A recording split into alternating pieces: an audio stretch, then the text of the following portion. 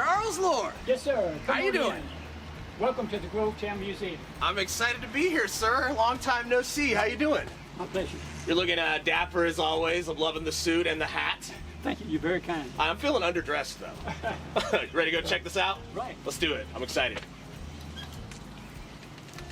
All right, so we are here and we are inside of the Grovetown History Museum, and we are here with historian, award-winning, really the face of Grovetown in my opinion, ladies and gentlemen, Charles Lord. Charles, how are you doing? Thank you very much. I appreciate that introduction. Now, Charles, for those who don't know, give us a little bit of a rundown about, how long has this museum been here in Grovetown, and give us a rundown about some of the things that people will find in here. This museum was opened in the year 2000, and most of the stuff in here is stuff that I've collected over the years.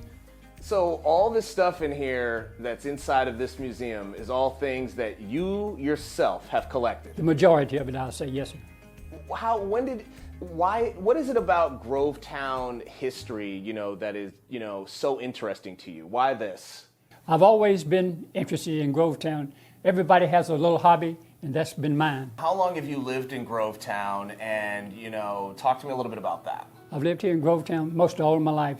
As a youngster who was in Augusta, but then we came out here. What is it about Grovetown, that you love and has kept you here this long?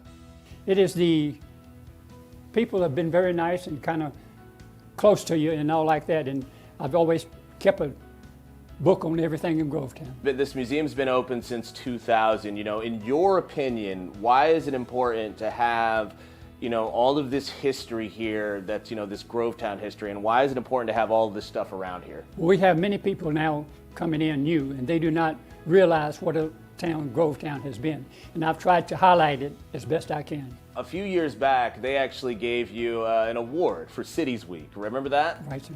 How did that make you feel, for all of these people, because people around town appreciate what you do and they appreciate that you preserve this history. So how did that make you feel when you got that award? It makes me feel like what I've collected over the years didn't go meaningless. And so this made me feel good. So if anybody wants to come out here and check out the museum, how do they go about doing that? Can they stop by anytime? And how much does it cost? It's open on Thursday, Friday, and Saturday from 12 to 4. There's no cost, but if they would care to leave a donation, it will be accepted. As we looked around the museum, it was great seeing Charles light up with excitement. But this is stuff we've collected over the year, uniforms and all. Yeah, like where that. did all these uniforms come from? There's different people that served in the armed forces. And so people donated these to Yeah, you? that is correct, sir. So that's nice. So, this museum is kind of not only is, it's your personal collection, but people have kind of helped That is true. put it all together and, help make this special so people can look back here and see the history of Grovetown from all of these years. This gentleman here is probably one of the reasons Grovetown came into being. His name was Paul Hamilton Hayne. Mm-hmm. He lived in an elegant mansion in Charleston, South Carolina. They burned it down during the Civil War, and he had to have a place to go. And he came here and he lived in the woods. So this right here, you got the timeline. Going way back to the 1700s. So it goes from, I want you to take a look at this. This goes from 1772 to now? Yes, sir. Wow. But like I said, that did not come from a book. It came from my head when it was good. I can't say it's that good now. So this came from your head when it was good? Your head's still good now. You've been literally remembering everything. You come here to 1974, when I was councilman, I proposed sidewalks because people were walking in the street, and this came to pass 2 years later under Mayor Leon Davis. So you're the reason why there are sidewalks here in Grovetown? Because that was really, really bad. People, just walking in the street. Yeah. It's not like that. So if you appreciate walking on these sidewalks, just think of me. That's all. You got to think of Charles Lord. You got him to thank for it. And this here is the band that we used to play in. That's me singing there. What? Hold up. This is you, Charles? Yeah, that's me. What? Look at you.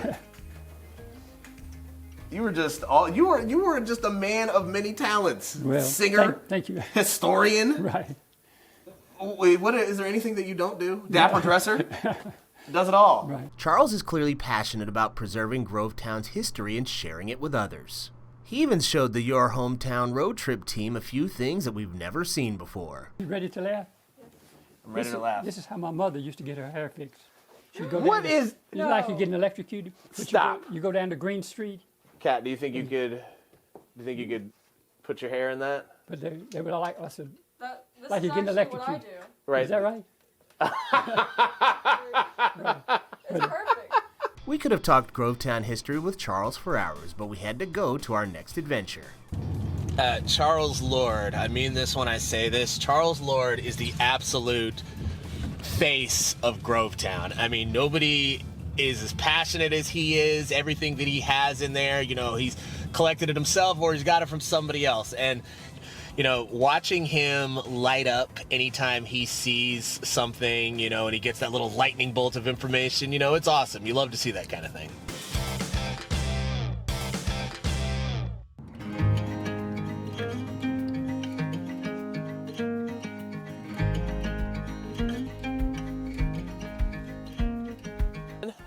All right, guys, so now we are here in Veterans Memorial Park here in Grovetown, and we're continuing to learn about some more history. And I got Elaine here with us. Elaine, how are you doing today? Hi, how are you? Doing good? Excellent. Now, Elaine, for those who don't know, tell us a little bit about where we're at right now. Okay, right now you're in the middle of Grovetown, about 100 feet west of the Georgia Railroad.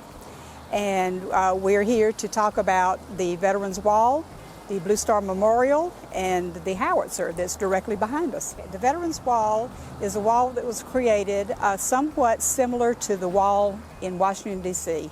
to capture local veterans, they may be living or already passed away, that live here in Columbia County or that have been here in the area through Fort Gordon or maybe other ways there connected with the fort. And you can come to City Hall, bring us a copy of your DD-214, and we will get you on the list to have your name engraved on the wall. Oh, wow. What's the importance of it, in your opinion? The wall has been here since the early 2000s, and it was created as a place where people could come and meditate and just be here to enjoy the city. And we did this as a memorial to all those people who have given something for their country. Because of the closeness to Fort Gordon and our relationship with them, we felt it was necessary to honor the military in some very special way. And so the city endeavored to build this wall, and then not long after the construction started, funds became very limited. So they sold pavers, brick pavers, to help offset the cost of the wall. And as the wall came near completion, they were still short of funds, and the city of Harlem donated money to the city of Grovetown to complete this wall. Nice. It's very emotional. I see that. It's okay.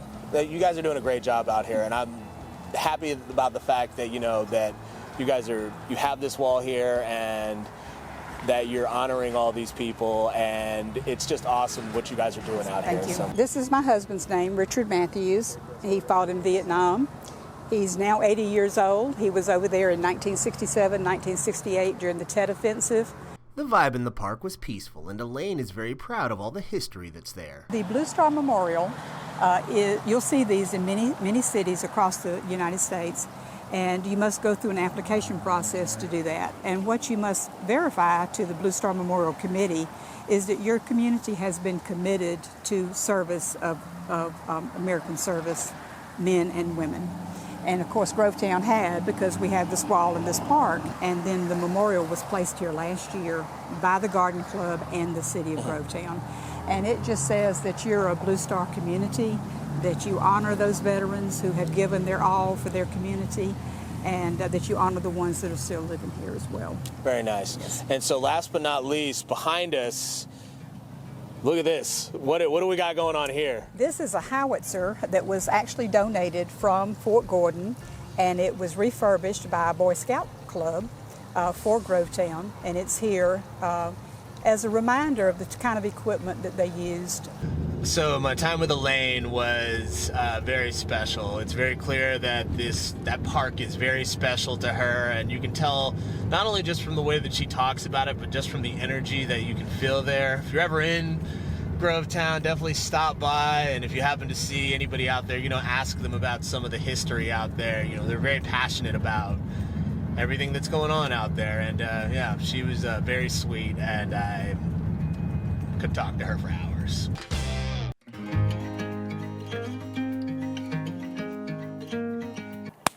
right, so I bet what you didn't know is that in Grovetown there's some really cool nature trails, and here to talk to us about them, my friend Jordan. Jordan, how you doing today? I'm doing well, sir. How about you? I'm doing excellent. Jordan, tell the people where we're at right now and what we're about to be doing. Well, so right now we're at the Grovetown Trails at Uchi Creek. We've got over 1.5 miles of walking trail right here in the city of Grovetown for folks to come out, reconnect with nature, and have a great time. And as you can see behind us here, we've got our little key, and we've got 3 separate paths you can take at varying levels of length and difficulty. But today we're going to go on the second largest trail, and I'm going to show you a couple of our hidden gems here in the city. In your opinion, what makes this trail special?